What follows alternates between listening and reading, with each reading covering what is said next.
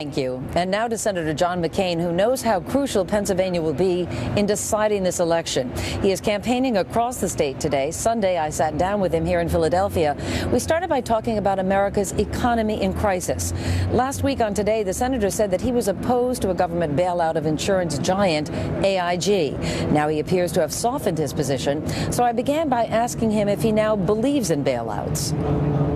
The role of government is fundamentally to help American people when they are into situations that are not of their own making. So certainly I believe in regulation. I spoke out 2 years ago against Fannie and Freddie. I argued against it. I have said corporate greed 4 years ago. I spoke against specific examples and other examples of corporate greed. So I'm very clear in my position. But some people watching you, Senator, over the past week said, well, he's not really clear. He says one thing, then the next day he says something else. Actually, I've been very clear. The American worker is the best in the fundamentals of our economy, and they have been put into a terrible crisis by the excess and greed in Washington and Wall Street. And that's what I've said consistently. I proposed a plan. I proposed a plan to help our economy, but we got to have an oversight board. We've got to have a group of Americans, Mitt Romney, Warren Buffett, Michael Bloomberg, the best people in America, that to oversight this over $1 trillion, apparently, that we're going to have to spend to fix America's economy. Despite these steps, more is needed. Let's talk about Paulson, the Treasury Secretary, and Ben Bernanke. They are not equivocal about the situation at all. They have said to Congress, if you do not accept this bailout package, this plan, we face certain disaster. Do you share their sense of urgency that we are on the brink of collapse? Absolutely. We are in the most serious crisis since World War II. You know, this bailout plan, now you're hearing a lot of numbers thrown around. I'm hearing, the last I heard was around $700 billion, give or take. It's certainly not going to help the national debt at all. We already are fighting 2 wars, billions of dollars more. You're somebody who said no more taxes. Something's got to give.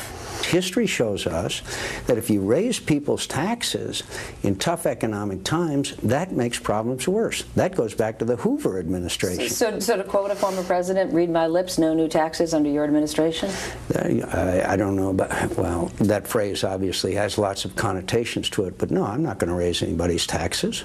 So no new taxes if you were president? I will not raise taxes in a time of a hurting economy, because it will hurt obviously our ability to recover from this. I am opposed to new taxes. You have said, Senator, that, I mean, there are a lot of reasons for this financial crisis, but you have said, bottom line, it's those fat cats. It's the greed of Wall Street, and you said that you promised... And the corruption in Washington. And corruption in Washington. But about Wall Street, you said you promised to crack down on CEOs who walked away with huge severance packages.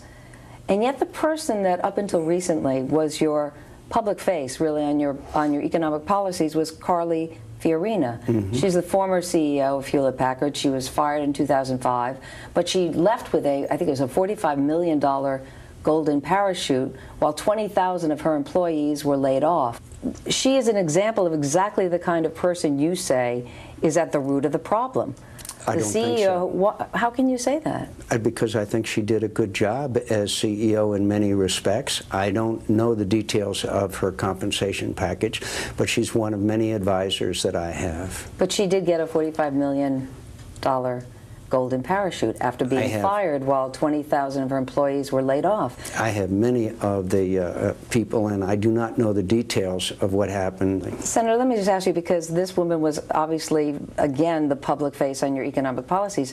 How can you not know the details of her past? I mean, that would be awfully important. I know that she was a very successful businesswoman, started out as a part-time secretary and made her way to the top of the corporate ladder as one of the biggest CEOs in the United States of America. John McCain and I, we're going to put an end to the mismanagement and abuses in Washington. I want to touch briefly on your running mate, Sarah Palin. Her two predecessors, Al Gore and Dick Cheney, almost redefined what it means to be a vice president, very involved, hands-on in the administration. Do you see her taking a large role in your administration? Absolutely. Yeah, sure. She'll do a great job. And she shares my worldview. I'm very proud of her, and I'm very proud of her job as governor of Alaska. She is 80% approval rating in Alaska, the most popular governor in America. And I'm very proud of the spark that she seems to have ignited across America. Does it bother you, Senator, that you draw the biggest crowds when she's there? Oh, that's exciting. It's exciting when she's there. It's fun. I'm very excited when she's there. It's a wonderful kind of mixture, and we've had a wonderful time together. It's been great. Senator John McCain.